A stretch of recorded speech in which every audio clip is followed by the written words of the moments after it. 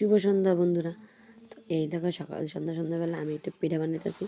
তো আমার জামাইয়ের ইচ্ছে হয়েছে একটু পিঠা খাওয়ানোর, তো ভাজা পুলি। তো আমি একে একে সব রকমের আইটেমই খাওয়াই লাইছি। তো এই যে ভাজা পুলিটা লাস্ট। তো এই যে আমি ভাজা পুলি বানাইতেছি, তার লেগে আমি ময়দাটা মাখতেছি ভালো করে, সেটা তাহলে পিঠাগুলি নরম হইতো না। তো এই দেখো আমার মোটামুটি মাখা কমপ্লিট। তো আর এইদিকে আমি মাখার পরে লেচি কেটে সুন্দর করে রুটির মতন বানিয়ে বড় বড় করে বানিয়ে এদিকে আমার ছেলে ফেললো।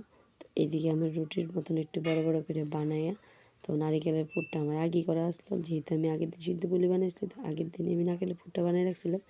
তো এই যে নারিকেলের পুর সুন্দর করে ভুইরা একটু ভাজা পুলি বানিয়েছে। আর এই ভাজা পুলি খাইতে একটু চা দিয়ে দুর্দান্ত লাগে, বিশেষ করে শীতের দিনে এরকম একটু পিঠা টিঠা দিয়ে চা দিয়ে খেতে ওফ যা ভালো লাগে সন্ধ্যাবেলা। তো আমার জামাইয়ের ইচ্ছে হইলো একটু পিঠা খাইতে, তো সব রকমের পিঠা খাওয়াইছে। তো লাস্ট ইচ্ছেটা হয়েছে আরেকটা পিঠার, তো এটা হয়েছে ভাজা পুলি। তো আর এর আগে তোমরা লগে শেয়ার করলাম অন্য কী পিঠা বানাইছি, তো আজকে বানাইলাম ভাজা পুলি। তো এই দেখো আমি একে একে অনেক সুন্দর করে পুর ঘুরে ভাজা পুলির লিগা রেডি করে নিলাম। এই দেখো সুন্দর করে অল্প করে ছোটো করে ভাজা পুলি রেডি করলাম। তো দিদি সারাদিনের পরে দেখো আমার চুলের কী অবস্থা, কারণ সারাদিন কাজের পরে যখন আবার জামাই গেছে পিঠা খাওয়ানোর লেগে, তো আমি কোনো চিন্তা না করে ফট পেয়ে গেলাম পিঠা বানানোর লেগে। তো এই দেখো এই সবগুলি ভাজা পুলি রেডি হয়ে গেল।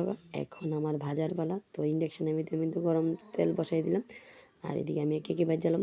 তো এই ভাজা পুলি খাইতে কার কার ভালো লাগে অবশ্যই কমেন্ট করে জানাইবা। তো আমার তো দুর্দান্ত লাগে খাইতে।